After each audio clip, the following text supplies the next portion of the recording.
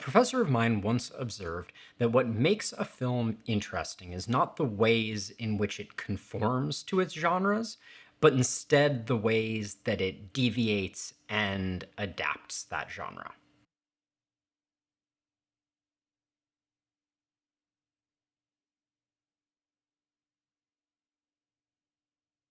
What makes Star Wars an interesting movie is the way that it borrowed from and adapted so many genres, from the Western to space adventure movies, in order to create an interesting and cohesive new thing. You could ask 50 people to create a space Western, and you'd likely end up with 50 wildly different movies. The video game industry today is much the same. There is an incredible constellation of genres that are being constantly blended, combined, recombined in order to create new and novel games. What got me thinking about this was a game that I recently played that described itself as a tactical RPG with roguelite elements, which to most people probably sounds like a jumble of acronyms and nonsense made up words that mean very, very little. And even to someone familiar with the video game industry, that description doesn't really tell you a whole heck of a lot about the game, in the same way that Space Western could be used to describe Star Wars or Firefly. When I think about video games, I like to break them down into four major components. There is the style, the setting, the story, and the systems. And these four things combined are what I think makes up the skeleton of a video game. The first three of these are nothing new. They apply to books and films as much as they do video games. Style obviously refers to a game's presentation.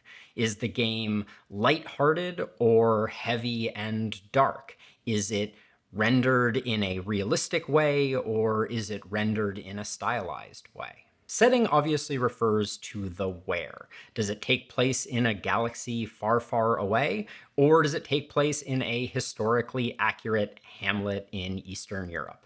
Different games require different depth of world building to motivate the stories they're trying to tell. And speaking of story, the story describes who are the good guys, who are the bad guys, why are the good guys trying to do what they're doing, why are the bad guys trying to do what they're doing, and generally motivates whatever is going to happen. And the permutations of just these three elements have enabled the creation of everything from The Princess Bride to Reservoir Dogs. But I'd contend that games add in this fourth element. I'm calling it systems, but it is the idea that a book is always read, a movie is always watched, but the way that you interface with a game is part of its creation and part of its art. It can be modulated and changed to affect the way that the story is told, or the way that the consumer perceives the events that are taking place. In a way, you could probably argue that video and text are the systems that are used to consume books and films respectively. And in video games, these systems can make all the difference. The difference between a puzzle game or a action game can have a wild effect on the final product, despite taking place in the same setting and maybe even telling the same story. As a result, video games often lead with the systems that are integral to them. The game in question here, describing itself as a tactical RPG with roguelite elements, describes nothing of the story of the game or the art style of the game, and only points to the systems that game employs in that storytelling. And the game that describes itself in this way is a game that I recently finished playing called The Last Spell. And it got me thinking about the systems that games utilize and a bit of the context and history that inform those systems. So let's take a moment to decompose this one-liner and explain a bit of what is being communicated by each of the words in question here. They lead with tactical, which is always a good way to get my attention. Tactical games are all about engaging the player in strategy. You have limited resources and assets that you need to determine how to most effectively deploy and utilize in order to accomplish whatever goal you're trying to accomplish. Games like this often lean heavily on random chance, requiring the player to plan for the likely outcome while also being adaptable and ready for that bad luck worst case scenario. In Last Spell in particular, each player has a limited number of actions, and those actions can succeed or fail.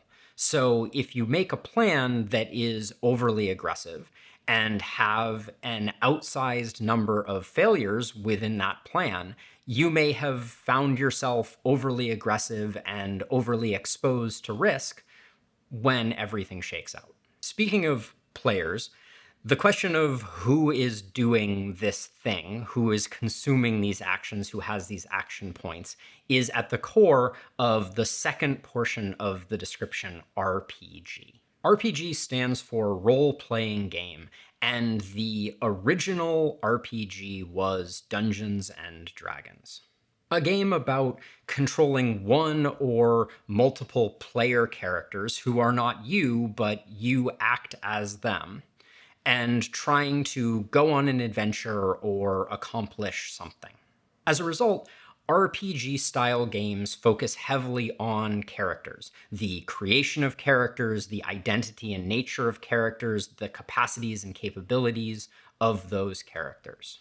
Those characters are our presence within the game world. Classically, within an RPG, it is the player's responsibility to manage a character's equipment and inventory and be conscious and aware of their strengths, their weaknesses, their statistics that inform how good they are at certain things, and the host of abilities that they have at their disposal. And over time, those characters grow and develop and change as they interact more with the world around them. In the context of The Last Spell, characters have a name, a portrait, statistics associated with them, how far they can move, how hard they hit, and then also certain elements of backstory. Were they a farmhand or a mercenary that further change what they are good at and what they are bad at? This all leads to a sense of identity.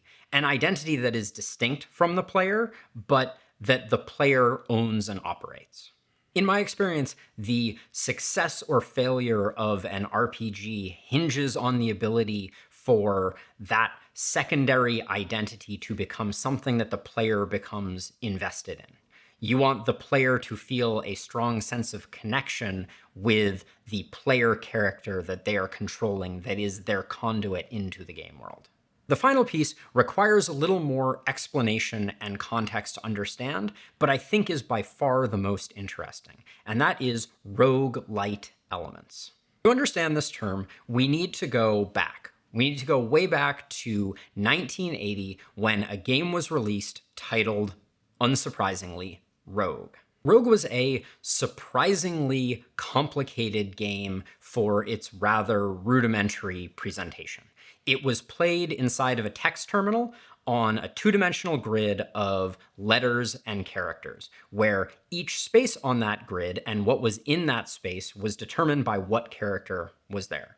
As an example, an @ symbol was your player character, whereas a period was an empty space of floor with nothing on it, and a $sign was gold coins.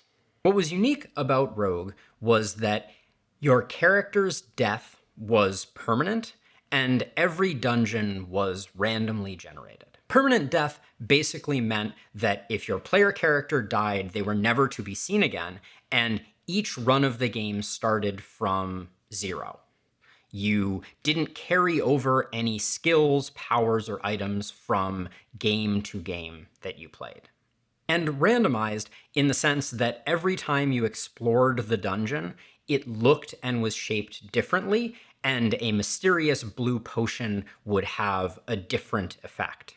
So your knowledge of the world from a previous run did not inform your knowledge of this particular world. This meant that every time you played the game, you were starting off from scratch, and your skill as a player was determined by your ability to effectively explore and deduce the nature of this particular world based entirely on the information that you gleaned within that play session. As a player, you needed to learn algorithms and approaches to identify a particular potion type. And the game had systems that allowed you to recognize certain interactions and, through a combination of testing and deduction, eventually determine what a potion was in a safe and effective way so that you wouldn't drink a potion at an inopportune moment and find out that it was a potion of petrification and it turned you into a statue.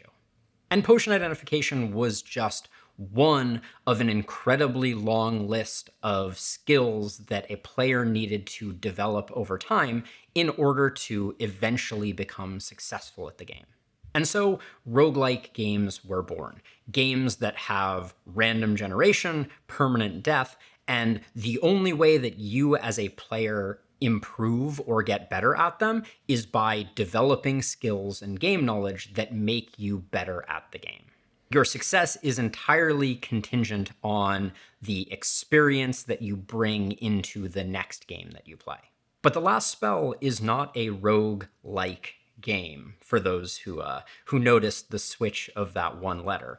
The last spell is a roguelite game, which again pays homage to Rogue as a game, but also loosens some of the restrictions that we previously talked about in order to change up the game systems. Roguelite games generally relax the nothing is carried over from run to run portion of the rogue-like formula. The way they usually do this is through what is called a meta progression system. A system in which you playing the game over time potentially earns you some type of currency that allows you to create permanent upgrades or permanent changes to the way that the game plays. So run to run, you are not carrying nothing over, despite the fact that the character that you are potentially playing with is different. There are some things that progress over time, as opposed to only your skill changing over time.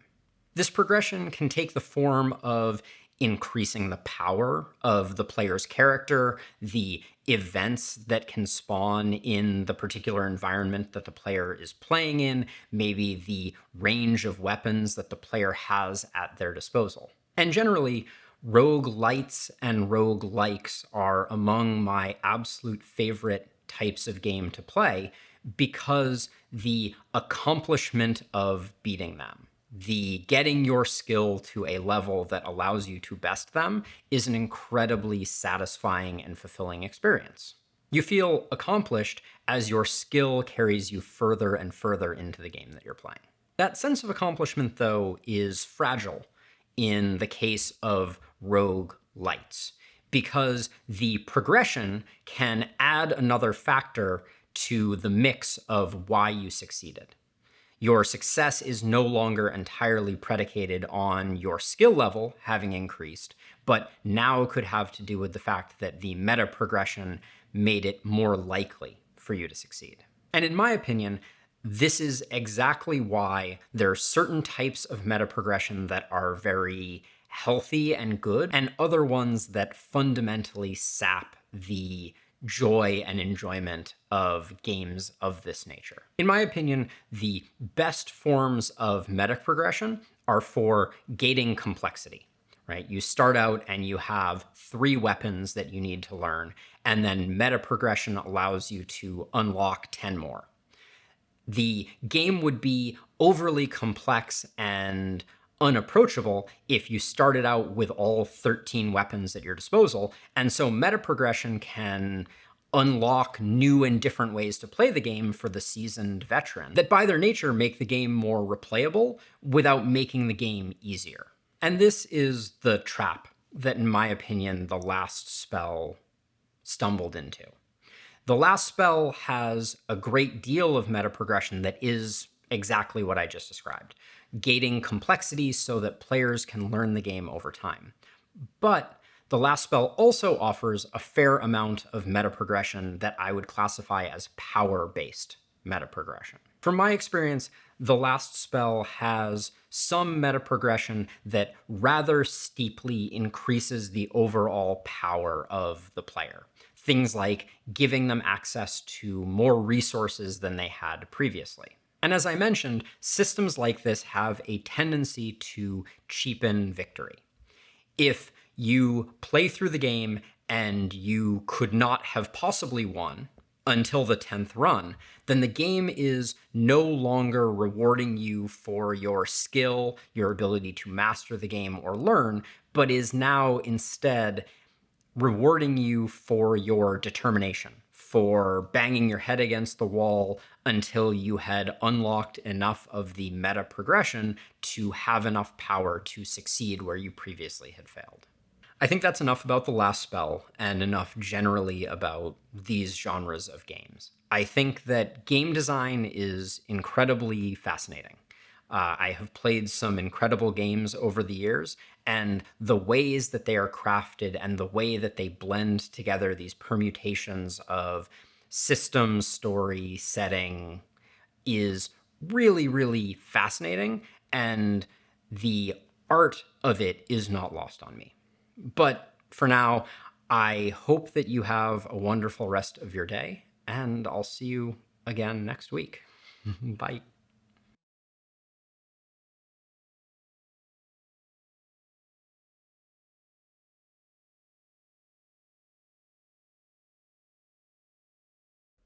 Not a potamus. Ponderous.